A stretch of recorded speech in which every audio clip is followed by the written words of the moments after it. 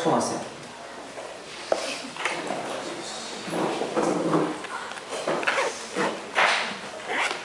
Como a gente vem falando, irmãos, a gente vem falando da série de membresia e tem estudado bastante acerca desse tema para que nós venhamos falar essa noite.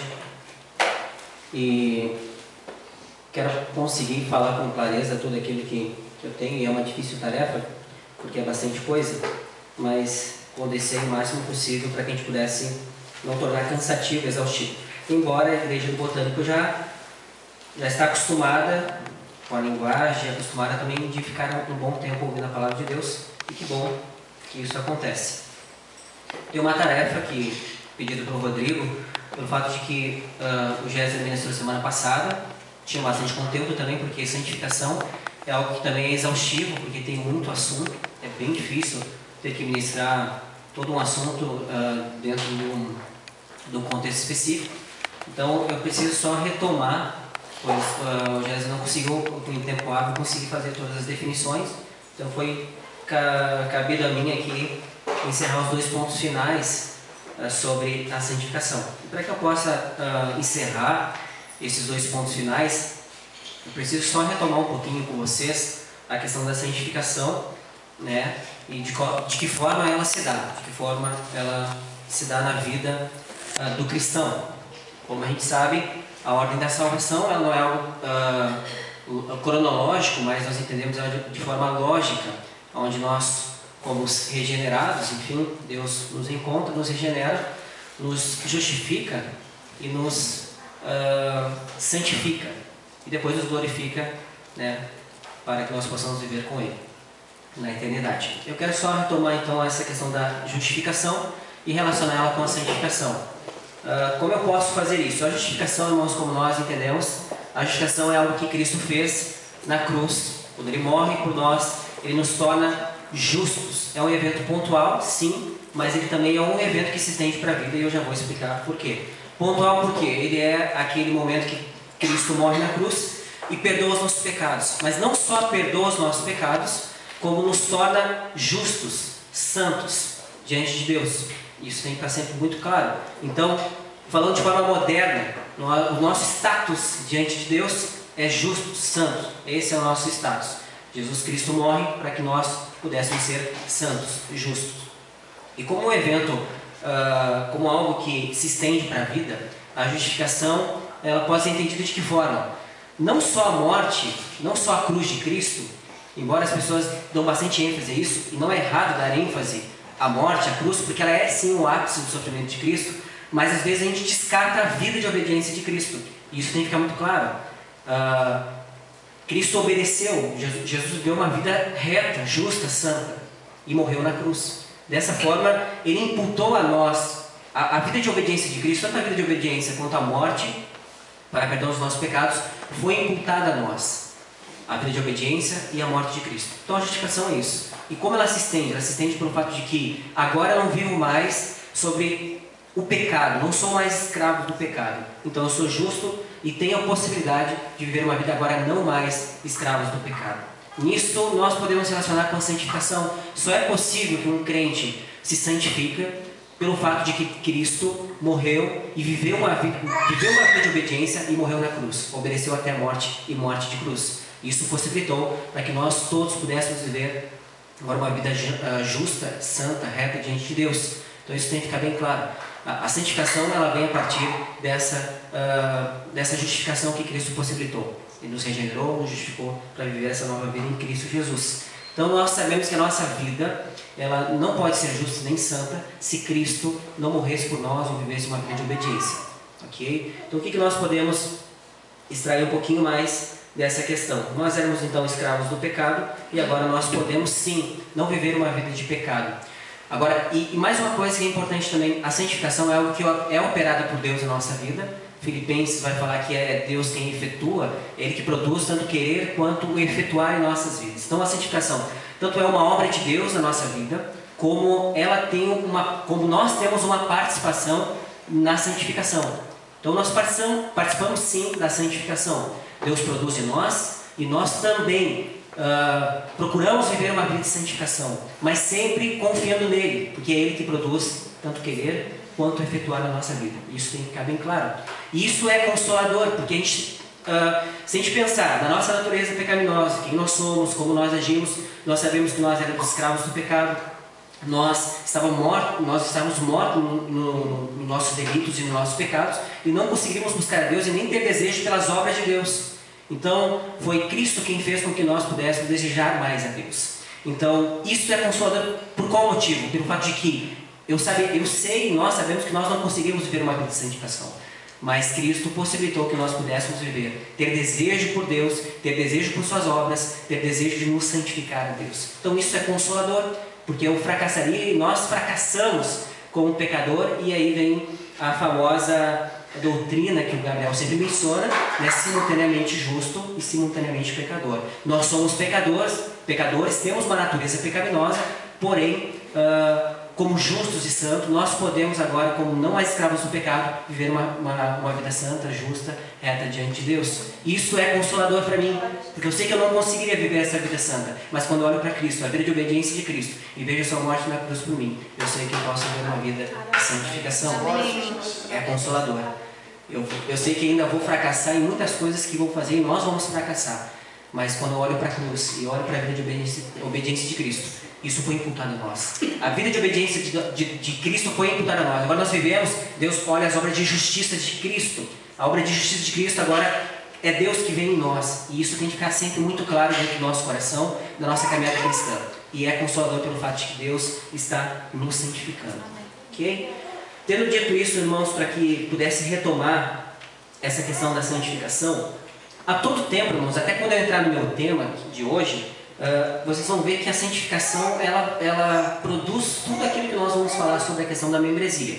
Então eu vou começar a relacionar aqui os dois pontos finais da santificação, do tema passado, que vai falar sobre a questão da nossa santificação e a membresia. Paulo, irmãos, ele exorta as igrejas, desde Gálatas, Efésios, enfim, todas as igrejas que ele escreve, em algum momento ele vai exortar a igreja quanto à santificação e à unidade da fé. Ele vai dizer, porque uma coisa se dá à outra. Em fato de nós vivermos em santificação, isso também deságua na vida da comunidade cristã e como nós nos relacionamos uns com os outros. Então é importante entender que não é algo somente pessoal que nós vivemos a nossa santificação. A nossa santificação ela é relacionada com aquilo que se relaciona conosco. Seja no nosso trabalho, seja na nossa igreja, seja lá com o nosso cônjuge, enfim, todas essas coisas, elas se interligam porque fazem parte do nosso cotidiano e da vida que nós vivemos. Então o que a gente precisa entender, e para que eu possa sempre ser mais sucinto, para que eu não possa tomar muito tempo, eu vou ler textos com vocês. Os textos são muito claros, eu não preciso ficar argumentando, porque os textos vão dizer por si próprios o que é importante a santificação e a membresia, que é o nosso tema que nós estamos trabalhando nossa série. Então, vamos pegar Gálatas 5:16, é um texto muito conhecido. Eu vou só, em cima dele, ler uns pontos e nós vamos comentar algo muito ligeiramente para que a gente possa seguir em frente. Gálatas, capítulo 5, o verso 16.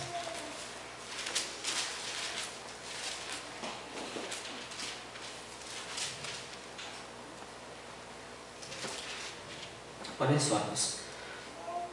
Aqui vai falar as obras da carne e o fruto do Espírito. Eu quero só destacar aqui o verso 19, tá? 19, eu vou ler o 20 e talvez o 21, vamos ver aqui. 18 então, 19, desculpa.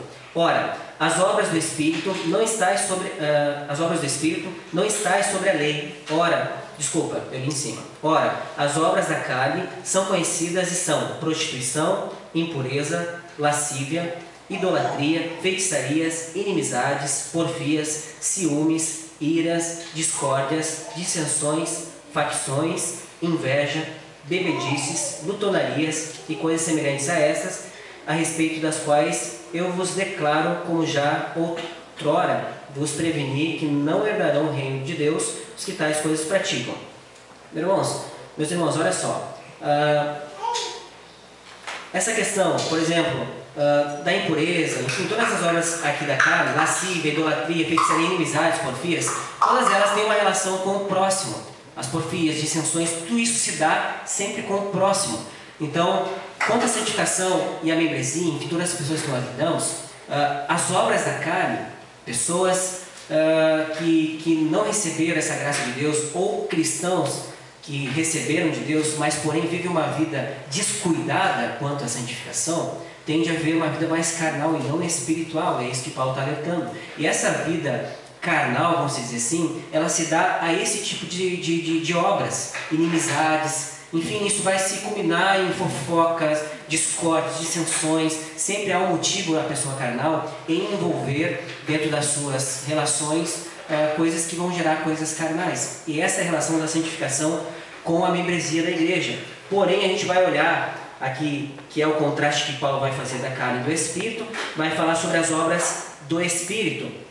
E ele vai falar aqui as obras do Espírito. Então, o fruto do Espírito é o amor, a alegria, a paz. Esse é o versículo 22, tá, irmãos? Mas o fruto do Espírito é o amor, a alegria, a paz, longanimidade, benignidade, bondade, fidelidade, mansidão, domínio próprio. Contra essas coisas não há lei. E os que são de Cristo, Jesus crucificaram a carne com as suas paixões e concupiscências. Se vivemos no Espírito, andamos também no Espírito. Não nos deixemos possuir de vanglória, provocando uns aos outros, tendo inveja uns com os outros. Então está relacionado, Paulo está dizendo que nós não devemos agir dessa forma, tendo inveja, provocando uns aos outros. Nós devemos andar em Espírito. Nós não amamos sozinho, né? De uma forma que nós agimos com longanimidade, sempre é com o nosso próximo. E Paulo vai encerrar aqui essa situação justamente falando que nós devemos viver pelo Espírito, andar pelo Espírito, para não nos deixar possuir por vanglória, provocando uns aos outros, tendo inveja uns com os outros. E é isso que se dá a santificação relacionado com a igreja, com a comunidade de Cristo. Nós precisamos viver uma vida de santificação, não só como um produto do nosso individualismo, mas algo que nós vivemos também para com o nosso próximo. Quando nós vivemos uma vida pelo Espírito, logo isso culmina em nós podermos relacionar-nos de forma amorosa, longânima, com uma facilidade em perdoar. E isso é fundamental. Quando nós temos pessoas, uma membresia que busca a santificação em Deus, confiando em Cristo, nós temos uma membresia, uma comunidade mais saudável, mais bíblica, mais santificada. E esse objetivo vai se dar no próximo tema agora que eu vou falar, que fala sobre a disciplina e por que nós aplicamos a disciplina na igreja e por que ela é fundamental. Tá? E a gente vai entender por que ela é importante. Quero ler mais um texto, Efésios capítulo 4, falando ainda sobre essa questão da santificação e membresia, utilizando as cartas de Paulo, a exortação que ele faz com a igreja. Efésios 4, versos 1 ao 6. Rogo-vos, pois, eu, prisioneiro no Senhor, que andeis de um modo digno à vocação a que fostes chamados, com toda a humildade, com mansidão, com longanimidade, suportando-vos uns aos outros em amor, esforçando-se diligentemente por perseverar na unidade do Espírito, no vínculo da paz. Há somente um corpo e um só Espírito, como também fostes chamados numa só esperança, na vossa vocação. Há um só Senhor, uma só fé, um só batismo, um só Deus e Pai de todos, o qual é sobre todos e age por meio de todos e está em todos. Paulo aqui, ele está exortando os irmãos à unidade da fé, e isso vem do que? De uma forma humilde, de mansidão, com longanimidade, suportando-vos uns aos outros em amor, esforçando-os diligentemente a perseverar na unidade da fé, para que nós possamos perseverar, uma exortação para que nós possamos, com essa humildade, com esses frutos do Espírito, nós possamos, e isso faz parte da nossa santificação, atuar, ajudar os nossos irmãos, esforçando uns aos outros, contribuindo com a unidade da fé, com o crescimento de uma igreja saudável.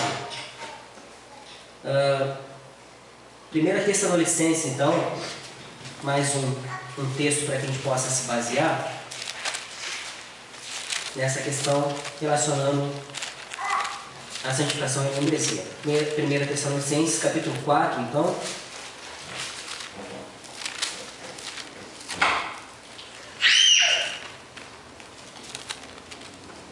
Capítulo 4, verso 1, nós vamos ler então.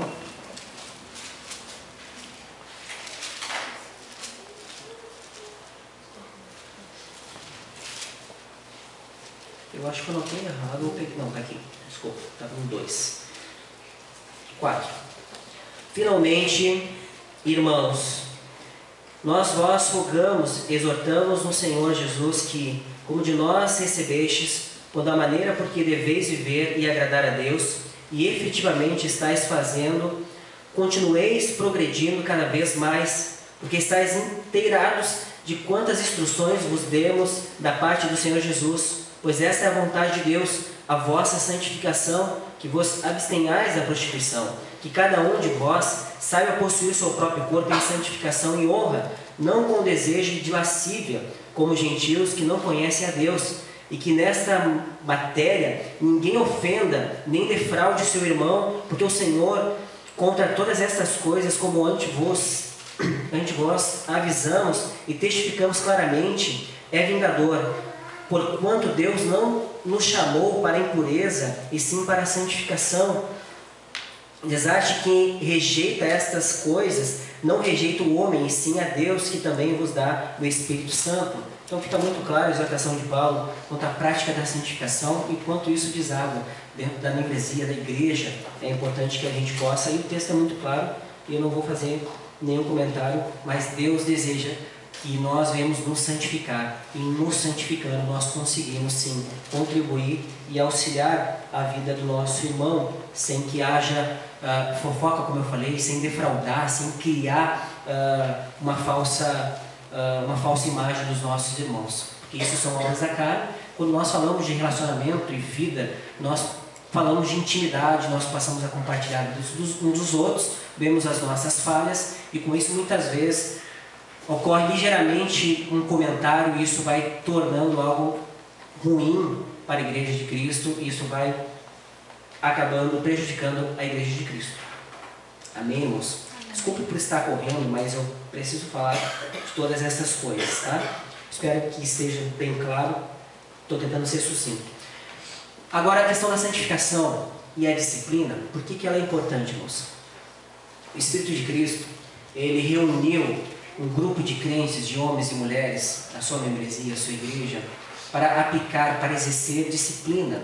E como é que a disciplina ela deve ocorrer dentro da igreja?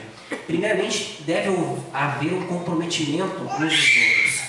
Deve haver uma busca de conhecimento um dos outros. Nós não podemos somente aplicar ou corrigir aos nossos irmãos se simplesmente nós não conhecemos a vida uns dos outros.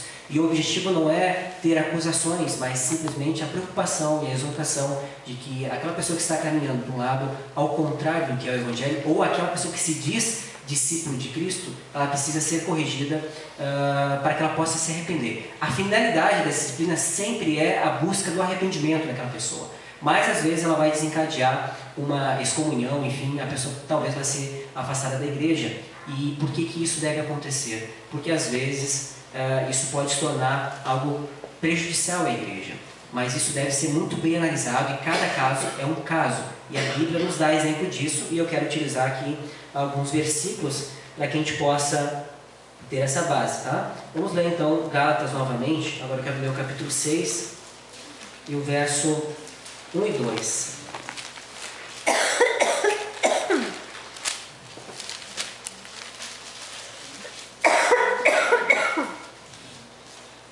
Irmãos, se alguém for surpreendido em alguma falta, vós que sois espirituais, corrigi-o com espírito de brandura, e guarda-te para que não sejais também tentados. Levai as cargas uns dos outros, e assim cumprireis a lei de Cristo. Então, tudo que se envolve em disciplina, seja ela o ministério atuando em disciplinar alguém, ela não envolve só o fato de que nós disciplinamos ou tiramos alguém. Não é uma coisa só envolvida do ministério que afasta alguém de alguma coisa, mas a própria igreja entender como um compromisso de serviço. É isso que nós estamos falando sobre membresia, que cada um de nós, que Deus levantou como sua igreja, nós temos o compromisso, a responsabilidade de exercer disciplina. Como? Quando nós, como eu falei, não sozinho, não distanciado, simplesmente eu cobro de irmãos algo que eu nem conheço da vida deles, mas com esse comprometimento, nós que somos espirituais, nós precisamos buscar aquele que está ao contrário do Evangelho e corrigir ele com brandura, com amor, para que ele possa retornar, para que ele possa voltar aos caminhos do Senhor. E isso é um compromisso da membresia da igreja, o corpo de Cristo. Todos nós precisamos nos exortar uns aos outros para que isso aconteça. E isso que Paulo está falando em Gálatas. Irmãos, se alguém for surpreendido em alguma falta, então vós que sois espirituais, corrigiu com espírito de brandura, e guarde também para que você não possa ser tentado, para que você não venha a ser tentado. Nós devemos carregar sim as cargas uns dos outros, assim nós cumprimos a lei de Cristo. Amém? Então que nós possamos fazer isso e nos preocupar uns com os outros. 2 Tessalonicenses, capítulo 3, nós vamos ver mais um caso. Teria vários casos, eu separei só 3 casos aqui, para a gente ver como é efetivo a disciplina, tanto uns para com os outros, quanto o ministério em aplicar a disciplina.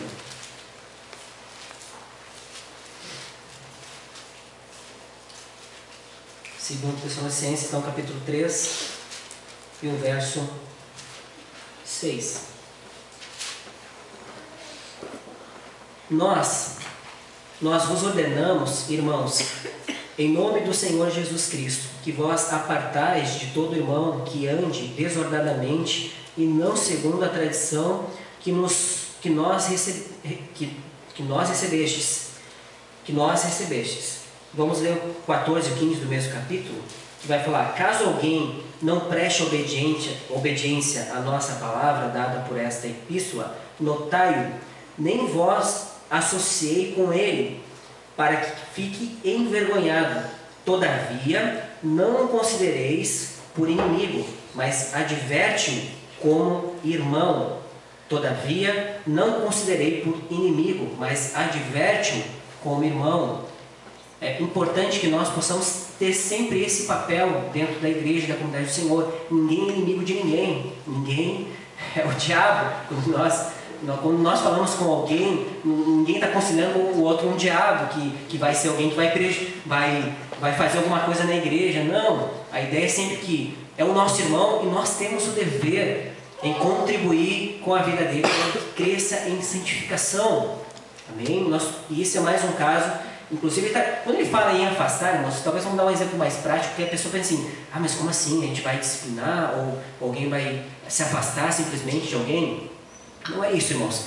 O que tem que acontecer? Às vezes, e principalmente vamos pegar os jovens, ou a maioria das pessoas, tu está junto com um irmão, digamos que tu trabalha com um irmão, alguém da igreja, e daí simplesmente tu pega e está vivenciando algum momento, e aquele irmão está ali, ele é um irmão, mas ele está tipo assim, te levando a fazer alguma coisa, a enganar alguém, ou qualquer coisa, algum pecado que possa estar gerando. E o que a Bíblia está dizendo aqui, o que Paulo talvez está advertindo aos irmãos? Se afasta dessa atitude que ele está tendo, né? Não seja conivente com aquilo que ele está te levando a querer fazer. Simplesmente te afasta. Ele vai se sentir envergonhado, porque tu, como cristão, poxa, eu sou cristão e estou fazendo uma coisa errada, e às vezes parece que uma pessoa precisa de mais alguém para dar aval para que ele possa pegar junto, né? Para que ele possa se sentir melhor, para que ele possa se justificar pelo ato que ele está fazendo. Então a gente deve se afastar realmente de quem está querendo pecar e está querendo nos levar para algum lado, para que ele se sinta em algum momento envergonhado. E sim, agora advertir ele, dizendo: olha, irmão, isso é pecado, isso está errado, isso vai prejudicar a tua vida. E que tu possa advertir ele como irmão, dizendo que isso é algo prejudicial para a vida espiritual dele. Então aqui é mais uma prática de uma disciplina, seja ela nas nossas relações dentro da igreja, enfim, e fora também, com os nossos irmãos. Eu vou pular aqui. Vamos ler uma bem conhecida, é Mateus 18, e bem importante, que o próprio Senhor Jesus, ele traz aqui uma forma, não uma maneira, é como uma sugestão, não algo exaustivo, mas uma sugestão para que a gente possa também, como lidar com essa disciplina com os nossos irmãos, tá? Então Mateus capítulo 18 vai nos dar aqui uma forma, uma sugestão para que nós possamos atuar com os nossos irmãos, que é extremamente importante, e que essa cultura de discipulado, como é que eu posso dizer melhor? Essa cultura de aconselhamento, ela possa existir sempre na nossa vida. E isso faz parte do aconselhamento. Mateus 18, verso 15, 16 e 17. Fala o seguinte: o próprio Jesus está falando: se teu irmão pecar contra ti, vai arguí-lo entre ti e ele só. Se ele te ouvir, ganhaste o teu irmão. Se, porém, não te ouvir, toma ainda contigo uma ou duas pessoas, para que pelo depoimento de 2 ou 3 testemunhas, toda a palavra se estabeleça. E se ele não atender, dize-o à igreja, e se recusar ouvir também a igreja, considera-o como gentil e publicano. Qual é a sugestão, vamos dizer assim, que está sendo posta aqui? Nós devemos ter uma confrontação, primeiramente, particular com o nosso irmão, sobre alguma coisa que ele possa ter pecado, enfim. Tu vai chegar a ter irmão, né? Eu vi que tu está dessa forma, agindo dessa forma, né? Tenha cuidado, enfim. Depende é caso a caso como agir dessa forma. O segundo ponto, que como sugestão, é um grupo pequeno, 1 ou 2 pessoas, para que ele possa também recobrar talvez o juízo, ele entenda que não é uma pessoa que eu estou contra, não é o pessoal que eu estou dizendo, irmão está pegando no meu pé. E tu vê que mais pessoas estão ali, irmão, realmente, a vida que tu está vendo pode te prejudicar, enfim, vai ser complicado. E em terceiro ponto, então, se esse irmão se recusar a se arrepender, isso tem que ser exposto à própria igreja, à própria comunidade, e se ainda assim Jesus está falando que ele não se arrepender, ele deve sim ser considerado como gentil, alguém que nunca conheceu a fé. Até porque, irmãos, alguém que não se arrepende diante dessas situações, com o amor da igreja, é uma pessoa que talvez nunca experimentou ou nunca compreendeu o que é esse arrependimento santo que vem de Deus. Então, aqui, Jesus está falando que ele é considerado como alguém que nunca conheceu a Cristo. Então, a gente deve, talvez, com essas sugestões, e como eu falei, caso a caso, cada caso é um caso, mas é uma forma de nós também agirmos como igreja, como irmãos, a disciplinar, a auxiliar o nosso irmão a viver uma vida de santificação, ter esse desejo de arrependimento.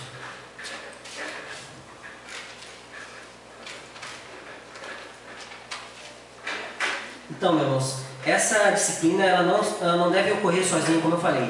Em vez disso, deve ocorrer como uma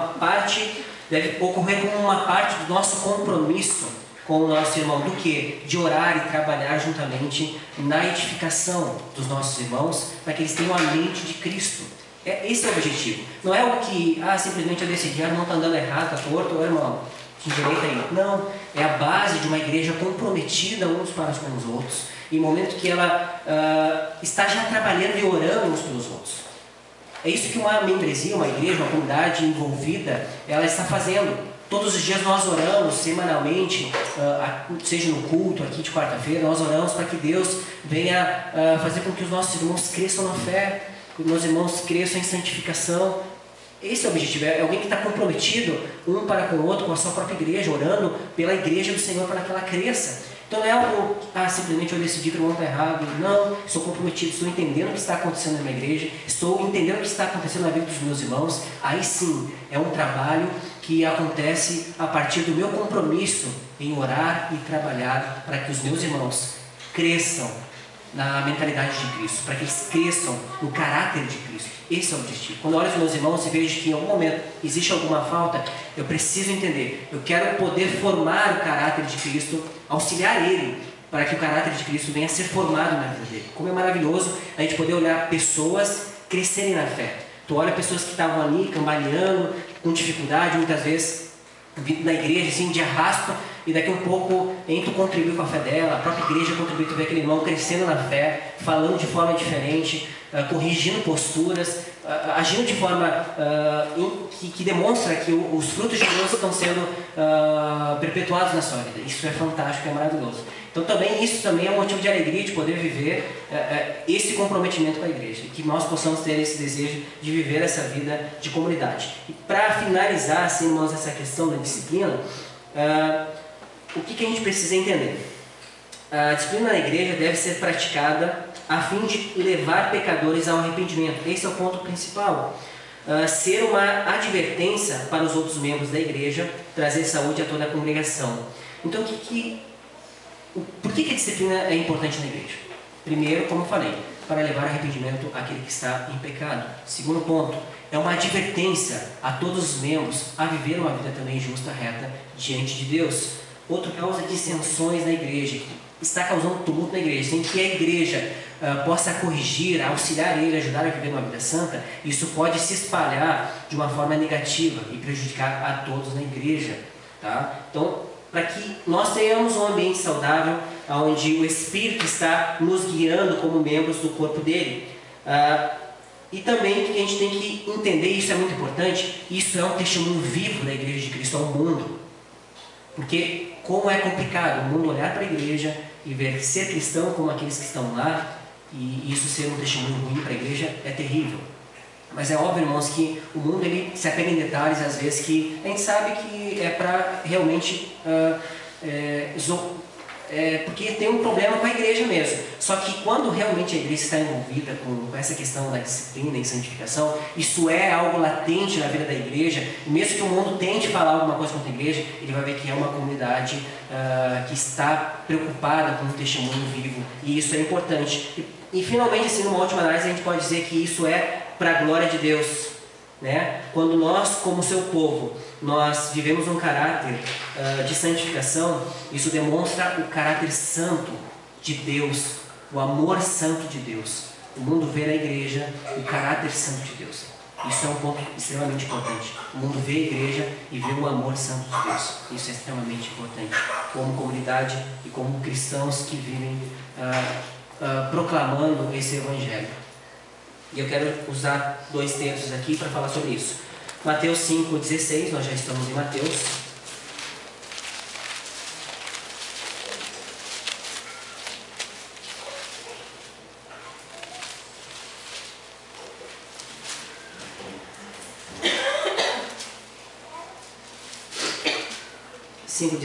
Então. Assim brilhe também a vossa luz diante dos homens, para que vejam as vossas boas obras e glorifiquem ao vosso Pai que estás nos céus. Então, eu não vou ler o texto, eu vou pular, para que a gente possa utilizar o tempo de uma forma mais adequada. Então é dessa forma que o mundo vê, que nós possamos glorificar a Deus, através das nossas boas obras de uma vida santa. E é óbvio que o próprio Gabriel falou ontem, isso é algo que vem de um caráter, de uma vida cristã. As boas obras vão vir conciliadas a uma vida de santificação. Nós vamos agir com o fruto de Deus na nossa vida e demonstrar ao mundo essas boas obras, e isso vai partir de uma vida santificada em Deus. Essas coisas vão vir de forma muito natural, com uma essência muito natural. Tendo dito todas essas coisas, irmãos, eu quero tentar entrar aqui no meu tema. Com qual objetivo? Eu vou tentar ser bem rápido. Nós estudamos aqui em sábado sobre o livro de Malaquias, nós falamos sobre culto. E qual é o ponto que eu preciso agora utilizar do nosso pacto de membresia sobre o nosso assunto? É o seguinte: vai falar que nós devemos caminhar juntos em amor fraternal, exercendo cuidado em amor, velando uns pelos outros e admoestando uns aos outros conforme exige a ocasião. E o outro ponto é: não abandonamos as nossas reuniões da congregação, e quando mudar de local que impossibilite continuar a congregar, unir-se-á a outra igreja, onde se possa cumprir os princípios deste pacto. Mas o ponto principal é não abandonar as nossas reuniões. E por que é importante culto? E eu quero relacionar o nosso culto com Deus e relacionar o nosso culto a Deus falando sobre não abandonar as nossas reuniões e relacionar a nossa convivência com o próximo, sabendo que quando nós abandonamos as nossas reuniões, também é algo que prejudica a congregação local. Tá? Meus irmãos, o que eu quero falar aqui sobre essa questão do culto a Deus? Eu estou fazendo todos esses links porque a santificação ela vai chegar também em todas essas coisas que eu vou falar agora daqui a pouco. Que é o seguinte: o nosso culto a Deus, ele só foi possível pelo fato de Cristo ter morrido na cruz. O povo de Israel, ele vivia, na antiga aliança, ele vivia de uma forma em que tudo que eles estavam fazendo de uma forma a quebrar o pacto e a sua aliança com Deus. Então Deus teve que enviar a Cristo. Eu não vou ler os versículos, eu teria todos os textos para ter essa base, mas eu vou resumir tudo que eu quero falar. Deus teve que enviar a Cristo, tá, para fazer uma nova aliança, para que Ele pudesse agora, com a sua igreja, formar um povo que adorasse Ele de forma correta. Porque o povo de Israel e a antiga aliança era de que forma? Se o pacto de Deus com Israel era o seguinte: se vocês me abençoarem, se vocês me obedecerem, eu vou abençoar vocês. Se vocês me desobedecerem, eu vou amaldiçoar vocês. Esse era o pacto que tinha com Deus. E o que estava acontecendo com o povo de Israel? Era o seguinte: o povo de Israel estava vindo do exílio. Estavam vindo do exílio e estavam tentando construir a sua civilização. Então, construir de forma social, construindo a cidade, construindo o templo novamente que foi destruído. E o que estava acontecendo nesse contexto? Isso tudo estava se refletindo no culto a Deus. De que forma? O fato de que eles estavam num governo estrangeiro, um governo persa, então eles estavam sendo oprimidos por esse governo, eles estavam tendo altos impostos, eles estavam sendo prejudicados. Só que, o que a gente precisa entender? Que em estar nessa situação, o povo de Israel estava atribuindo todos esses problemas a Deus e cobrando de Deus, porque eles estavam nessa situação. Eles viram o templo de Salomão construído com toda a sua glória, e agora eles têm um templinho pequeno para oferecer culto a Deus. Então eles estavam totalmente desolados com essa situação. Só que o que acontecia nessas circunstâncias? Isso estava desaguando no seu mau culto a Deus. Isso estava desaguando em desprezar o culto a Deus. Então, o que acontece, irmãos? Nesse contexto, o primeiro ponto que eu quero destacar, que é no capítulo 1 lá de Malaquias, Deus, é um diálogo que existe de Deus com o povo de Israel. E Deus vai fazer os questionamentos de como o povo de Israel estava não reconhecendo a Deus. Então, o que acontecia? Deus falava a eles: eu vos amei porque eu vos escolhi. E o povo de Israel não estava enxergando isso. Eles estavam vendo a situação que eles estavam vivendo, e eles estavam dizendo: olha Deus, em que o Senhor tem nos amado? Em que o Senhor tem nos amado? Deus responde a ele: eu vos amei porque eu vos escolhi.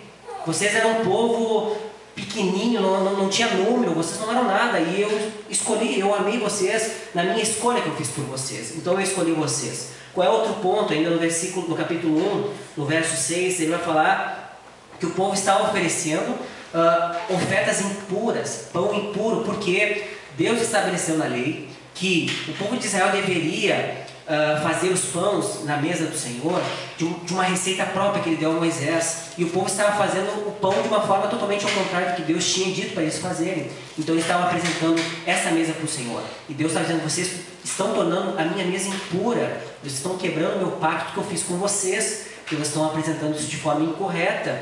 Então Deus vai cobrar isso deles mais uma vez, porque eles estavam cobrando de Deus que Deus abençoasse eles, e eles estavam quebrando o pacto com Deus. Então eles estavam oferecendo isso de forma impura. Terceiro ponto, capítulo 2, no verso 10, eles estavam sendo infiéis às suas mulheres, eles estavam largando a sua mulher da mocidade e se casando com estrangeiras. Também isso era quebrar o pacto com Deus. Outro ponto, eles estavam deixando de dizimar a Deus, ofertar a Deus, eles estavam roubando a Deus, eles não estavam dando a sua primazia a Deus. E o quinto ponto, no capítulo 3, vai falar que eles estavam sendo hostis a Deus, porque eles estavam questionando a Deus sobre a sua justiça.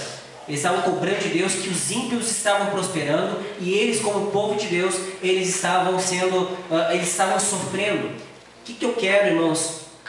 Resumindo isso, o que eu quero deixar claro para todos que possam entender? O povo de Israel estava invejando, e eu vou tentar fazer algumas aplicações da seguinte forma. O povo de Israel, como eu falei, existia um pacto de Deus. Deus em todo momento cumpriu os seus pactos, mas Israel não estava cumprindo os seus pactos. Logo, eles também não estavam reconhecendo que eles não estavam sequer obedecendo a este pacto, e ainda estavam cobrando de Deus. Por que eu estou dizendo isso, irmãos? Muitos de nós, muitas vezes, viemos à igreja, e o que acontece? Nós não dizemos Deus porque disso, porque daqui muitas vezes a gente não cobra de Deus, mas acaba sempre acontecendo que a nossa vida diária acaba não sendo como nós queríamos, e muitas vezes deságua aonde isso? Aonde isso vai ter a desembocadura? No nosso relacionamento com Deus, no nosso culto a Deus, no nosso comprometimento com a igreja de Deus. Porque o que acontece? Normalmente, acontece um problema, o que a gente vai fazer? A gente brigou em casa com a mulher: não vou no culto hoje. Ou a gente deixa de vir.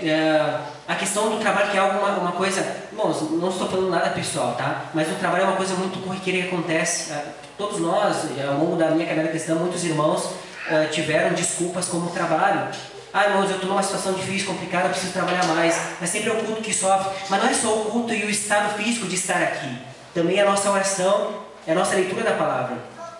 Pode ter exceções, mas a maioria das pessoas que acabam se envolvendo, eu tenho que trabalhar. Poucas pessoas oram a Deus. Não é só o fato de vir à igreja, mas deixam de orar a Deus, deixam de ler a palavra de Deus. O seu relacionamento com Deus, ele acaba sendo prejudicado. E o povo de Israel era assim, eles estavam sofrendo materialmente, enfim, em várias situações. E onde estava desagando isso? No culto a Deus. Eles estavam oferecendo já um pão que Deus não tinha estabelecido na sua mesa.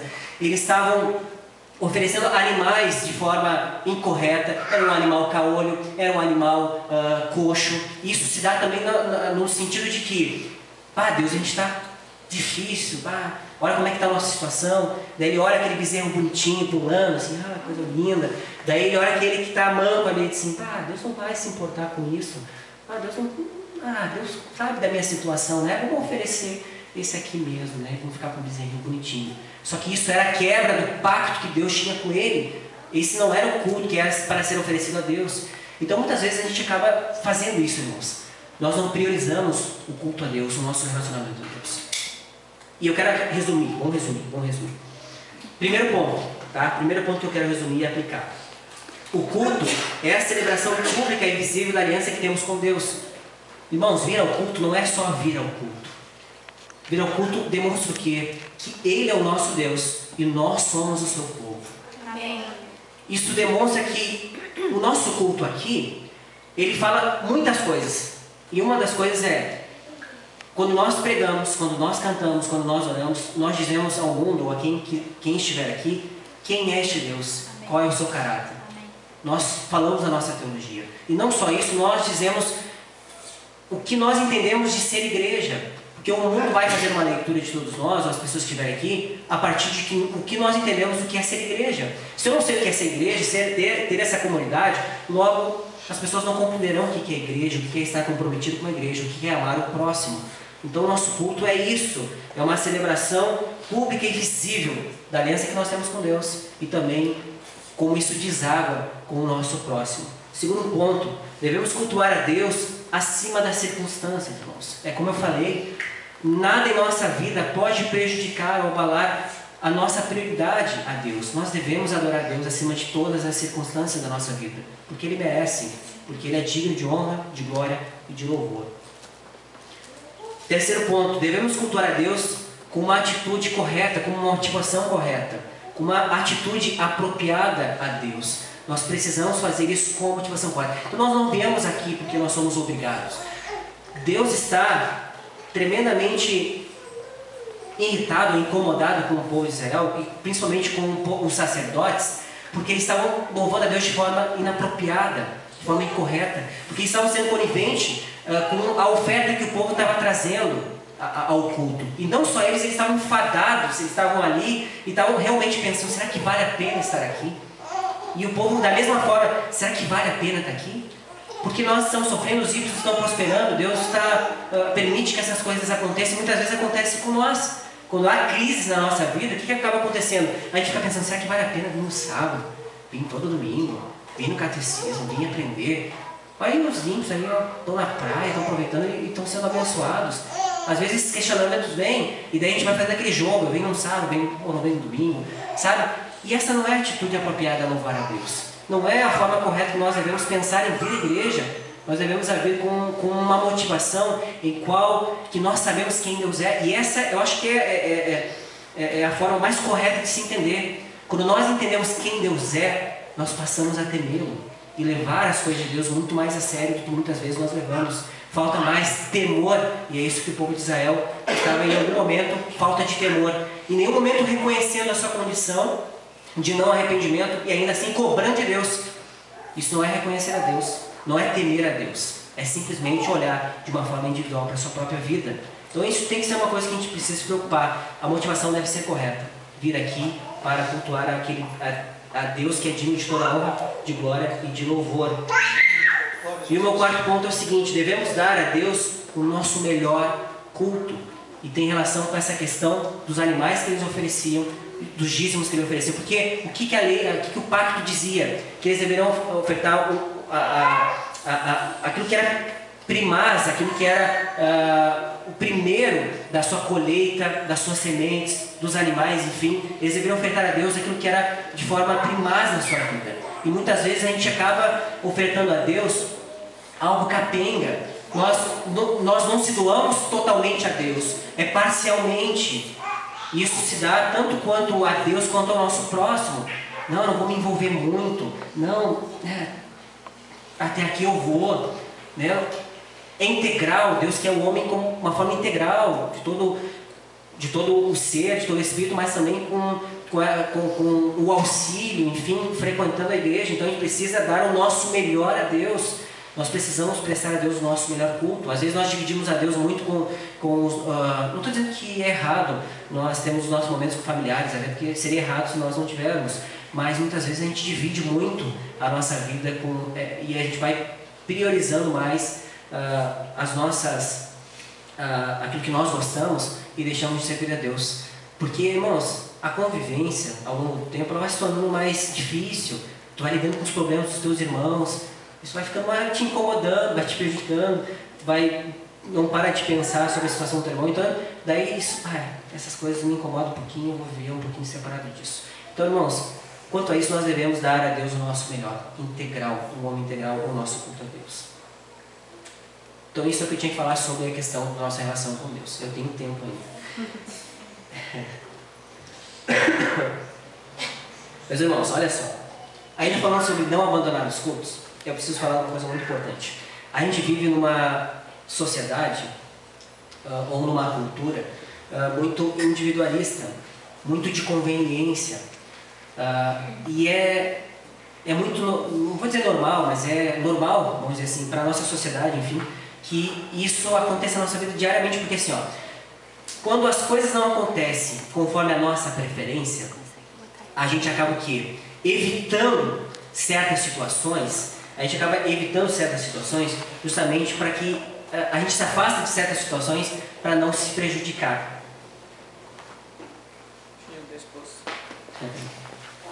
Até tem uma linha que eu acho que é nova. Deixa eu pegar aqui um tema para que eu possa não esquecer nada. Eu não falo mais do que esboço.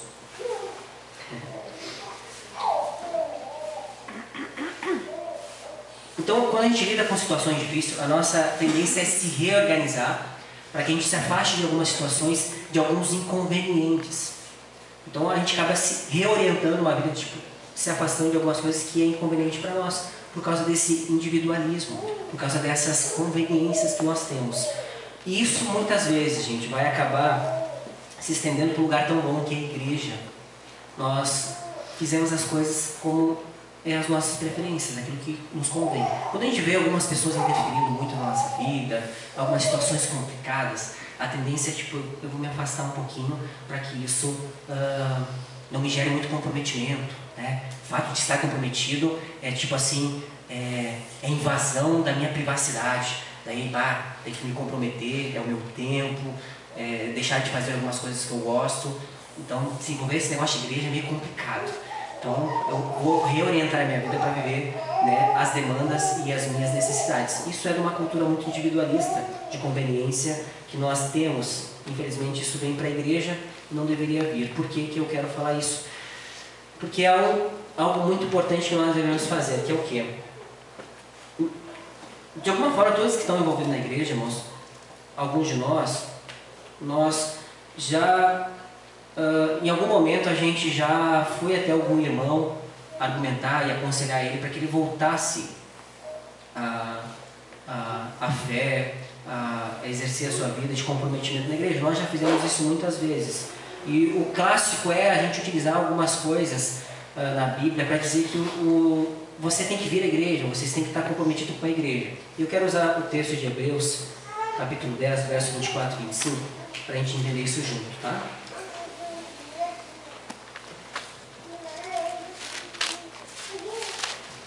Hebreus capítulo 10, verso 24 e 25.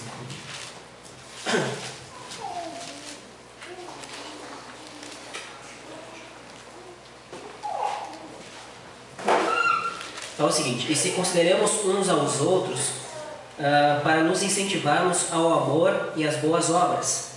Não deixemos de congregar-nos, segundo o costume de alguns, mas procuremos encorajar-nos uns aos outros, ainda mais quando vocês veem que se aproxima o dia.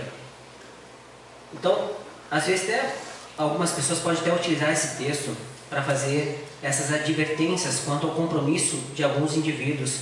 Quando a gente vê alguma pessoa vacilando na fé, vagando na fé, a tendência é às vezes utilizar esse texto, que é um texto bem clássico, para exortar alguém.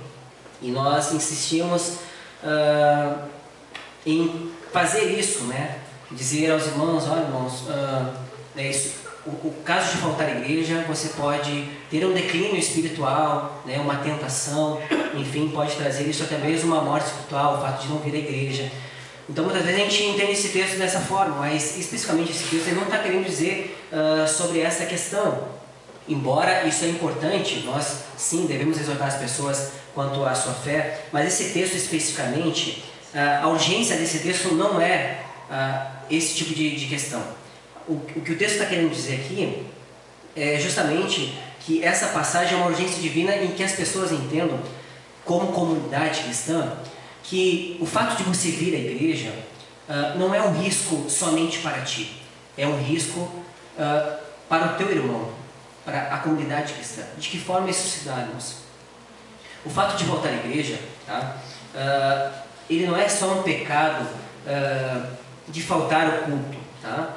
O principal pecado em faltar à igreja, nesse texto, é o pecado de falhar em amar o nosso próximo. É isso que Hebreus está querendo dizer, é isso que o texto está querendo dizer. Que nós possamos entender isso, que é um risco, não é um risco só nosso, porque os nossos olhos é muito individual, a gente acaba sempre pensando nisso. Quando nós aconselhamos alguém, a gente pensa que, a pessoa pensa que o que nós estamos preocupados somente é com a vida espiritual dela. Mas quando você deixa de vir aos cultos, você falha também em amar o próximo. E é isso que o texto está querendo dizer. Então, por que, irmãos, que nós falhamos?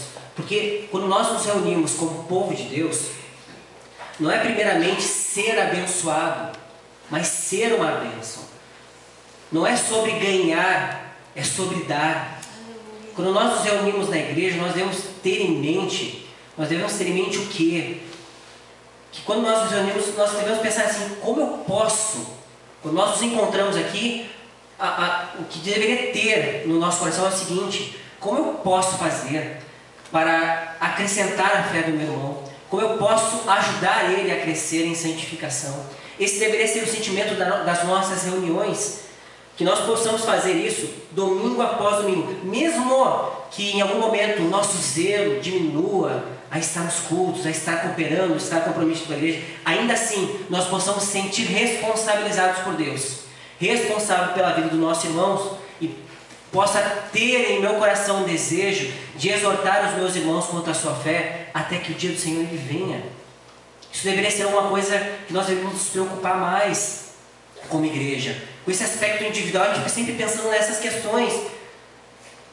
Alguém exorta porque preciso ir na igreja, porque eu posso perder a fé. Não, mas eu oro em casa, eu estou bem, eu estou legal. Não é isso, irmãos. Tu está deixando de servir a tua igreja. Servir, irmãos. É que de alguma forma Hebreus aqui está deixando claro que esse sentimento deve ser, não, então, eu não venho para ser abençoado, mas para ser uma bênção. Eu não venho só para ganhar, eu venho para dar. E que isso seja a cumplicidade do nosso coração em pensar, cada vez que eu chego nesse lugar, eu posso pensar, como eu posso fazer para que meu irmão, ele cresça em Deus? Deveria ser um sentimento de todos nós, quando nós chegamos à igreja de Cristo, quando chegamos na igreja local. É claro, irmãos, que o que a gente precisa entender, que isso deve existir dentro do nosso coração, essa responsabilidade. Quando eu falto, não é um risco para mim só, espiritual, porque às vezes a gente pensa assim, não, eu não vai acontecer, eu não vou perder minha fé. A gente deve pensar que nós temos responsabilidades uns com os outros. Por isso que nós pecamos em amar o nosso próximo, quando nós deixamos e falhamos em estar comprometidos com a igreja do Senhor. Por isso que nós falhamos. Nós falhamos pelo fato de que nós deixamos de se sentir responsáveis uns com os outros. E eu falo em amar o nosso próximo. Então, isso deve acontecer no nosso coração com uma forma de saber que eu tenho responsabilidade, de encorajar o meu irmão, para que ele entenda para que eu entenda que o próximo é próximo dia do Senhor. O Senhor está vindo, nós precisamos crescer na fé, crescer em Deus, crescer em santificação como comunidade cristã. Nós precisamos fazer isso. Esse texto, irmãos, não é para indivíduos cristãos. Esse texto é para comunidades cristãs. Nós viemos utilizar isso como uma comunidade cristã. É claro, irmãos, que o comprometimento não está só associado à igreja, especificamente aqui. Isso desemboca para a vida, para o nosso companheirismo uns com os outros. Isso desemboca pelo fato de que semanalmente eu oro pelos meus irmãos. É óbvio que estar na igreja é o reflexo disso. Eu estou aqui, eu estou me interessando pela vida dos meus irmãos, e o fato de estar aqui, com certeza, nós acabamos tendo mais momentos com os irmãos e nós conhecemos as necessidades e assim passamos a viver uma vida maior em companheirismo, para que nós pudéssemos encorajar. Isso é extremamente importante nós entendermos, irmãos. Então, comprometimento é um pacto. É um pacto do qual nós fiamos a fazer o bem para elas, para fazer delas o objetivo especial da nossa atenção e encorajamento. É prometer que vamos identificar e entregar nossos dons espirituais para benefício delas, para que possamos servi-las, fortalecer e abençoar a nossa comunidade. Todo cristão tem um lugar dentro da igreja. Eu quero encerrar com esse texto. Todo cristão tem um lugar dentro da igreja local. Todo cristão é necessário dentro da igreja local. Todo cristão tem responsabilidades dentro da igreja local. Todo cristão se compromete com os membros de uma igreja local para amar eles, suportar eles e incentivar cada um em seu zelo até o dia do retorno de Cristo. Meus irmãos, é um prazer poder servir a igreja de Cristo. É um prazer, irmãos, para mim, poder auxiliar irmãos. É um prazer poder saber que você, como escolhido de Deus, amado por Deus, eu posso servir a você. Eu posso auxiliar a sua caminhada de fé, crescer junto com vocês, até que o dia do Senhor ele venha. Que triste é olhar para irmãos que estavam vivendo uma vida cristã e agora estão embaraçados com as suas vidas. Como é triste nós vermos pessoas que não estão gozando daquilo que nós estamos vivendo aqui. É um prazer servir a igreja de Cristo. É um prazer poder olhar para cada um de vocês e saber que em algum momento estou sendo útil para a vida e para a carreira de fé de vocês. Que possa haver isso no nosso coração, esse comprometimento, esse desejo. É um prazer. Poderia citar cada um aqui, dizer, Gabriel, é um prazer poder viver ao teu lado. Poder em algum momento ser um instrumento para a tua vida e saber também que tu pode ser um instrumento para a minha vida. Os nossos laços é muito maior do que propriamente como laços de sangue, mas como uma família espiritual de Cristo, uma sociedade de Deus, a qual Deus implantou. A igreja é um projeto de Deus. Deus, por mais que Ele nos escolheu individualmente, a todos nós, o projeto final de Deus é salvar a sua igreja. Cristo morreu pela igreja. Cristo morreu por toda a sua igreja. O fato de que amar a Deus sem amar a sua igreja, com certeza ofenderia a Cristo. Se eu amasse o Rodrigo e dissesse para ele, eu te amo, Rodrigo, mas eu gosto de ti, gosto de estar perto de ti, mas eu não vou muito com a cara da você, não é pessoal? Então, assim. Tá. Mas, com certeza, irmãos, se eu falasse isso para ele, no mínimo ele ficaria ofendido, o fato de eu não gostar da sua esposa. Da mesma forma, Cristo. Nós amamos a Cristo e o fato de eu amo a Cristo, eu gosto de Cristo, mas eu não estou nem aí para a sua noiva. É o mesmo que, com certeza, Cristo estaria ofendido com você, se você não amasse a sua esposa, a sua noiva. Nós somos igreja do Senhor, irmãos. Tenha prazer.